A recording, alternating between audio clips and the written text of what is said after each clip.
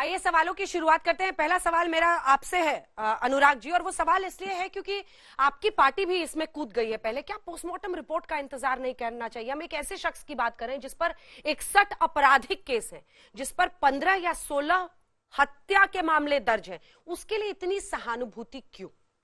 देखिए, ये पहला मामला नहीं है। इसके पहले एक जितेंद्र यादव नाम के व्यक्ति को इसी नोएडा के अंदर में जिम इंस्ट्रक्टर था, पुलिस ने उसको गोली मार दी। आज भी बेड पे उसके बच्चे का कितनी परेशानी में गुजर रहे होंगे, आप अंदाजा लगा सकती हैं। उसके बाद पुष्पेंद्र यादव को झांसी में पुलिस ने इनकाउंटर कर दिया। उसके पता चला कि फेक इनकाउंटर था, उसकी इंक्वायरी शुरू हुई। इससे दुखी होकर उसकी पत्नी ने आत्महत्या कर ली। कौन है जिम्मेदार? विवेक तिवारी नाम का लड़का, लखनऊ के अंदर में पुलिस उसको गोली मार देती है। बाद में हम लोगों ने हल्ला मचाया तो पता पुलिस फिर अपनी गलती मानती है, फिर वो पुलिस वाला जेल जाता है।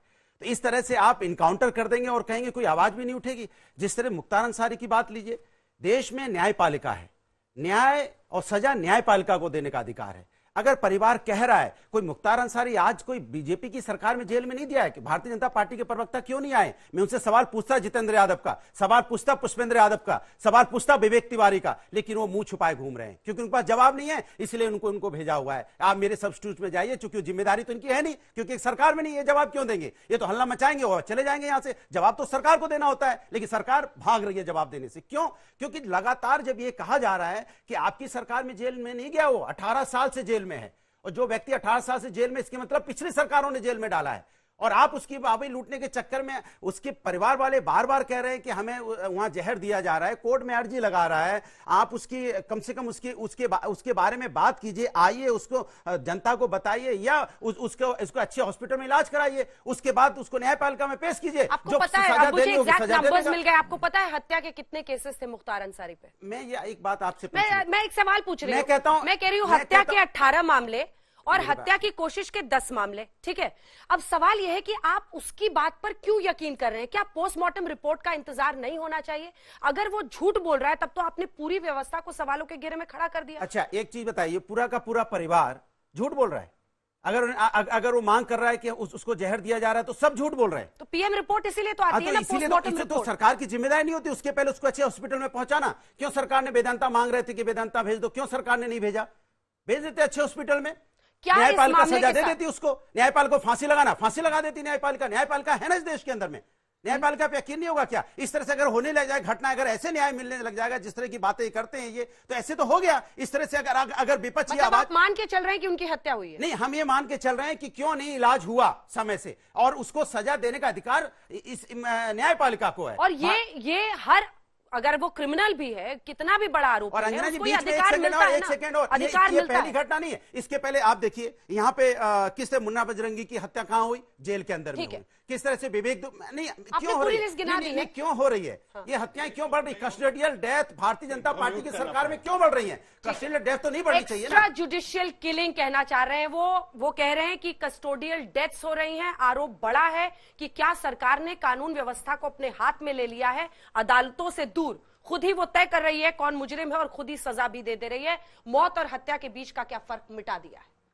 अंजना जी, धन्यवाद, आपने मुझे मौका दिया इनके लगातार केस प्रलाप के बाद। देखिए, मैं यहाँ पर सिर्फ कानूनी व्यवस्था की दृष्टि से जो बनी है स्थितियाँ, मैं उसका थोड़ा आकलन करना चाहूँगा। अब इन्होंने हाथ दिखा के पता नहीं मेरे ऊपर भी उंगली उठाई कि मैं क्या हूँ, ये जानते हैं ज़्यादा। आपने मेरा परिचय कराया, वही काफ़ी है। मैं एक प्रैक्टिशनिंग लॉयर हूँ। अब मैं ये बात आता हूँ यहाँ पर कि मुख्तार अंसारी के बारे में थोड़ा सा उसका बैकग्राउंड दे रहा हूँ। उस पर पोटा लगा था। पोटा होता है क्या? पोटा होता है कि जो एक एंटी टेररिस्ट एक्ट होता था पहले, जो आपके रिपोर्ट में जो पूर्व डीएसपी साहब ने जो दिखाया, जिसको उन्होंने ही उस पर पोटा लगाया था। क्यों? क्योंकि वो एक भगोड़े सैनिक से एलएमजी खरीदने के लिए पूरे तरीके से उसकी पूरी वॉइस रिकॉर्डिंग वगैरह इन्होंने करके एफआईआर दर्ज की। इनके मुख्यमंत्री, भदौरिया जी के मुख्यमंत्री मुलायम सिंह यादव ने उसको कहा, उस डीएसपी को, पूर्व डीएसपी को, कि इससे पोटा हटाओ। उसने कहा कि मैंने एफआईआर लॉन्च कर दिया है सर, अब मैं कैसे उसको अपने ही स्टेटमेंट को वापस कर सकता हूं? उसको शंट किया और उससे पोटा हटाया ताकि उसको बचाया जा सके। तो मैं भदौरिया जी की तो पीड़ा समझ रहा हूं। यहां मैं राजनीतिक चर्चा के लिए नहीं आया हूं। देखिए, एक अपराधी, एक है अंडर ट्रायल होता है, उसकी न्यायिक प्रक्रिया चल रही होती है, और एक होता है अभियुक्त जिसके ऊपर में सजा तय हो गई, अदालत ने सजा तय कर दी।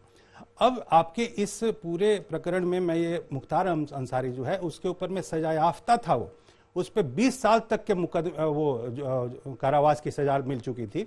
तो अब उसके बाद उसको ये बोल रहे हैं मेदांता भेजो, तो क्या मेदांता कौन भेजेगा? यही इनकी पीड़ा है।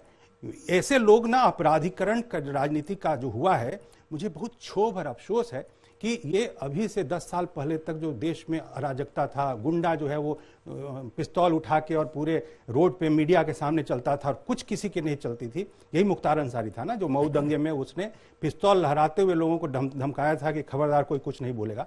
आज उसके खिलाफ में तेजस्वी यादव, ये अखिलेश यादव, मुलायम सिंह तो अब ऊपर चले गए, वैसे ही मतलब ओवैसी की बात तो चलिए मुझे समझ में आती है, वो ऐसे ही कुछ भी बोलते हैं क्योंकि उनका मुसलमान राजनीति है।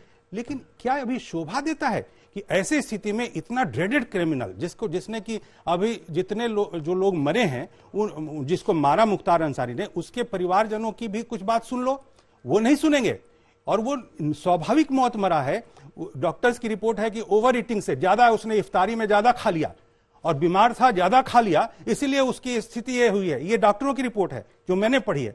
तो इसके ऊपर में कौन तय करेगा? इसके ऊपर में तय करेगा जो अपर मुख्य न्यायिक दंडाधिकारी, उनका नाम है गरिमा सिंह जी, उनको नियुक्त किया गया। ये एडमिनिस्ट्रेटिव नहीं है, ये जुडिशियल इंक्वायरी है। छोटा सा इस पर जवाब भदौरिया साहब, उसके बाद मैंने आपसे पूछा जितेंद्र यादव जी के बारे में, तो आपकी आवाज नहीं निकली।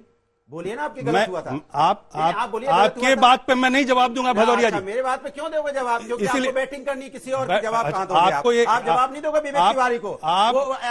मैं यहाँ पर चर्चा किसकी हो रही है? यहाँ पे चर्चा हो रही है मुख्तार अंसारी की। आवाज ऊंची मत करिए, आवाज ऊंची मत करिए भदौरिया। ये चर्चा जो है ये मुख्तार अंसारी की बात है। मुख्तार अंसारी क्या बात कर रहे हो? मुख्तार अंसारी सजा देगा। अब तो ये बात क्या कर रहे हैं? मुख्तार अंसारी कौन था? मुख्तार अंसारी ने भदौरिया जी इधर देख के बोलिए। मुख्तार अंसारी कौन था? नहीं बोलना चाहते, हत्यारा था वो, क्योंकि आपको सूट नहीं वो करता है। हत्यारा था। अनुराग जी इधर देख के, आपस में मत लड़िए। अनुराग जी प्लीज, अनुराग जी, जितेंद्र यादव हत्यारा था। मुख्तार, ये चर्चा ये मुख्तार अंसारी की चर्चा हो रही है। ये भदौरिया की आदत है, ये विषयांतर करते हैं, ये विषयांतर करते हैं। मुख्तार अंसारी पर चर्चा कर लो ना, हिम्मत है मुख्तार अंसारी पे चर्चा करवाइए। लड़िए मत, लड़िए मत ना। मैं उनके बीच में नहीं बोला था। मुख्तार अंसारी के लिए सारे कूदे हैं ना, उनको हमने उनके पीड़ित कौन है दिख रहा है? पीड़ित कौन है दिख रहा है? प्लीज, जिनके आप नाम ले रहे हैं इसमें तो किसी का मुंह नहीं खुला था। खुला ना, बहुत क्या बात खुला करो? अगर था। हम नहीं खोलते मुंह तो बताते भी नहीं है। ये पता भी नहीं चलने देते, इनकाउंटर समझ के उसको दफना देते। आपने अधीर रंजन चौधरी की प्रेस कॉन्फ्रेंस सुनी बाकियों पर? मैं अपनी बात कर रहा हूँ, आप अधीर रंजन के पास चले गए। आपके साथी हैं, आप मुझसे पूछ रहे हैं मेरी बात। आपके साथी हैं। मैंने क्या बोला? मैंने आवाज उठाई थी विवेक तिवारी शिवपाल यादव बोले थे, यादव की भी आवाज उठाई, शिवपाल यादव बोले थे, मैंने भी तो बोला नहीं बोले ना। इस नाम पर सारे कूदे हैं ना। ये देखिए, ये अल्पसंख्यक तुष्टीकरण की सवाल है, सवाल है, अल्पसंख्यक तुष्टीकरण की पॉलिटिक्स है चुनाव के पहले। सीधा सवाल है, सीधा जवाब दीजिए, फिर आगे बढ़ेंगे। मैंने बोला हिंदुस्तानी कोई भी व्यक्ति, वो चाहे हिंदू हो, मुस्लिम हो, सिख हो, ईसाई हो, भारतीय जनता पार्टी इसीलिए तो नहीं आ रही ना डिबेट में। क्यों नहीं आ रही डिबेट में? क्योंकि वो राजनीति करना चाहती है, हम राजनीति नहीं करना चाहते। हम कहते हैं कि कोई भी कस्टोडियल डेथ हो, चाहे मुजरिम में 20 साल था, उसके लिए बजरंगी हो। सुन लीजिए मेरी बात, चिल्लाई मत। जितने लोगों को उसने मारा है, उसके परिवार से जाके बात करो भदौरिया, आप बात करो जाके उनसे। हिम्मत है आपकी तो कि सरकार सिर्फ मुस्लिम राजनीति करते हो, इसीलिए ठीक है, मैं जवाब दूंगी। ये गलत बात है, पूरा करने दीजिए। ये बिना वजह सवाल ही है। अब जवाब दीजिए, अब मैं जवाब कह रहा हूं, एक साथ मत बोलो। अच्छा, फतेहपुर में सत्येंद्र सिंह यादव हैं, इधर देखिए, इधर देखिए। अरे मुझे एड्रेस कीजिए। मैं चेयर को एड्रेस करूंगा, मैं चेयर को एड्रेस करूंगा, मैं चेयर को एड्रेस कर रहा हूँ, कर रहे हैं खड़े होके।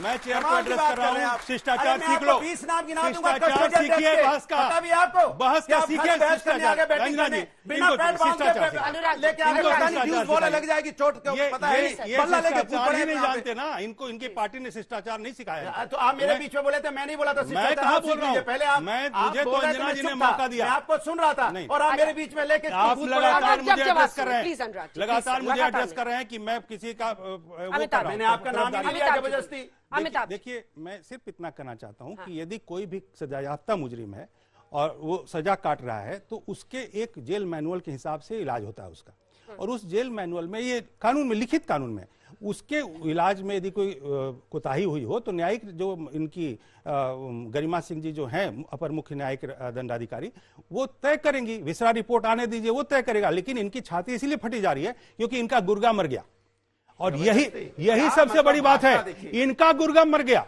अच्छा।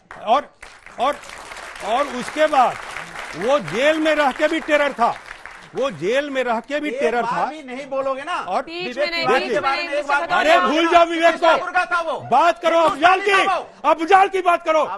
अफजाल अंसारी क्या था, वहां बात करिए, वहां बात करिए। मुख्तार अंसारी की हो रही है। अच्छा, इधर देख के बात मुख्तार, मैं कह रहा हूं कि देखिए, इसीलिए अभी सिर्फ समाजवादी पार्टी नहीं, मुझे अफसोस इस बात का है। एक नाम क्या था, दूसरा नाम नहीं याद है आपको? अरे डेथ कितनी हुई जरा बताइए। सब याद होगी।